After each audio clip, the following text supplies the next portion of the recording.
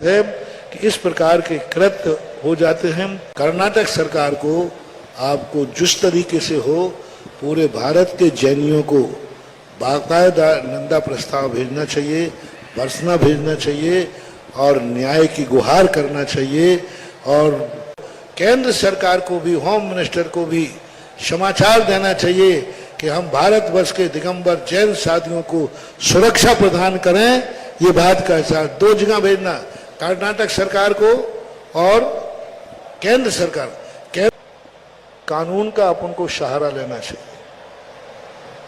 हमें जहां साधु संत विहार करते हैं, साधु संत जहां रुकते हैं, सरकार ने कानून बनाया हुआ है कि दिगंबर जैन साधुओं के विहार के लिए पुलिस की व्यवस्था रहेगी।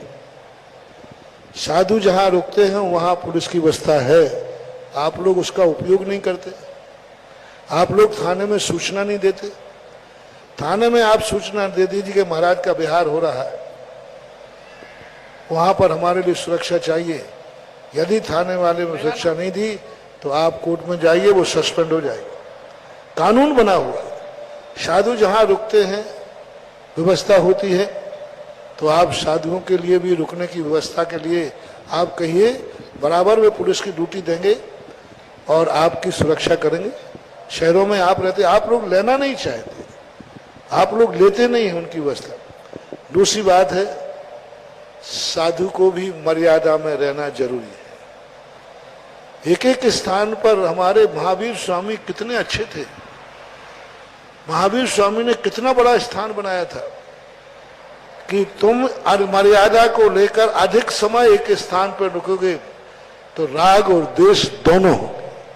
तो या तो राग बढ़ेगा या देश बढ़ेगा, बढ़ेगा ही बढ़ेगा। तो महावीर स्वामी की आज्ञा का पालन करें ना हम साधु लोग। क्यों विहार करते हैं साधु, क्यों स्थानांतरित होते हैं साधु? क्या साधु को समाज के लिए भार है?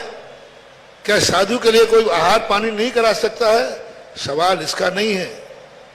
हम यदि किसी स्थान पर जिंदगी भर रुकते रहें, मठाधीश बन जाएं, तो ये तो सर्वज्ञ भगवान ने पहले ही देखा था कि एक स्थान पर तुम अधिक समय रुकोगे तो राग द्वेष होना संभव है। ये मूलाचार में आया। तो हमें भी अपन को, हम तो सारे साधुओं से यही कहेंगे, जो कार्य हुआ वो निंदनीय है, निकृष्ट है।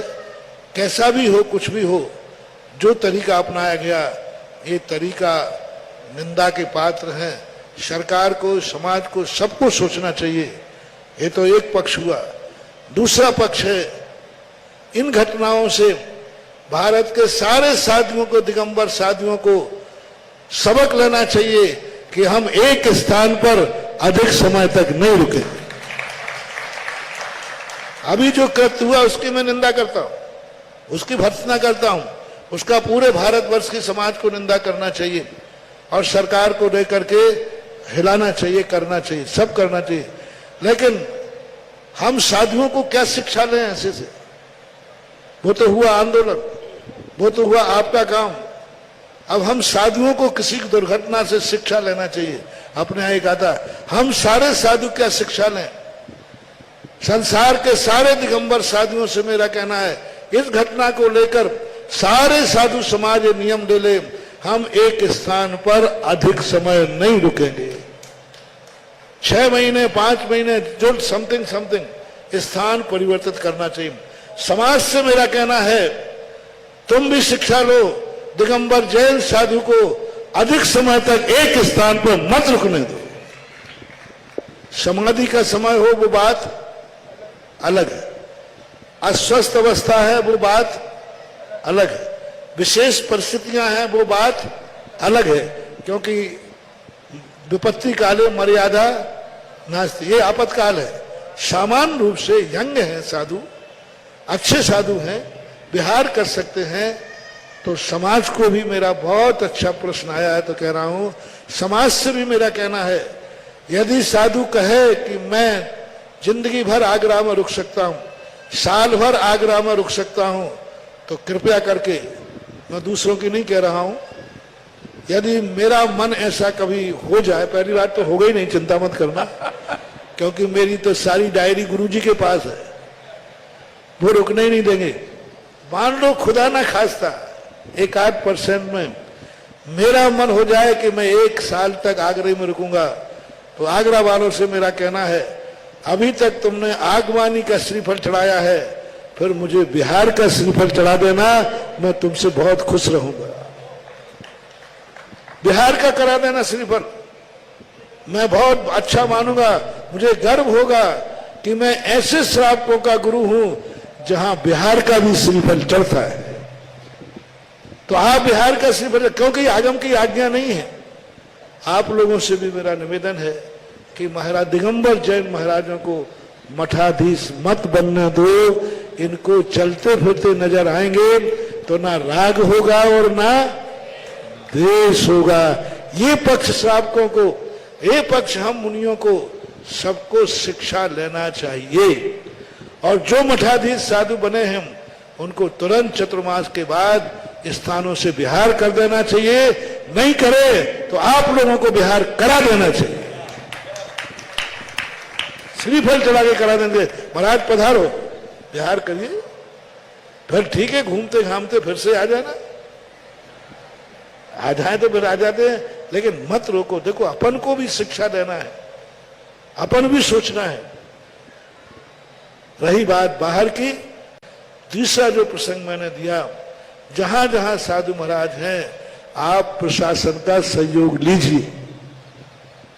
आप सरकार को वहां के थाने कोतवाली में एप्लीकेशन दीजिए, वो आपको सुरक्षा व्यवस्था देंगे, दे रहे हैं।